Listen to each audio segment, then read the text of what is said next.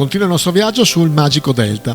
Siamo oggi a Porto Levante, il villaggio dei pescatori nel comune di Portoviro, e siamo al Museo della Pesca a cielo aperto, parco della ghiacciaia di Porto Levante, dove è possibile, come dice la didascalia del comune, conoscere il mondo della pesca che per il comune di Portoviro è un'importante realtà lavorativa. Si analizza il territorio nella sua globalità come insieme di passato e presente, beni culturali e paesaggistici, di attività economiche e di abitudini di vita. Concorrono a questo scopo i numerosi pannelli espositivi presenti nel Museo della Pesca a cielo aperto.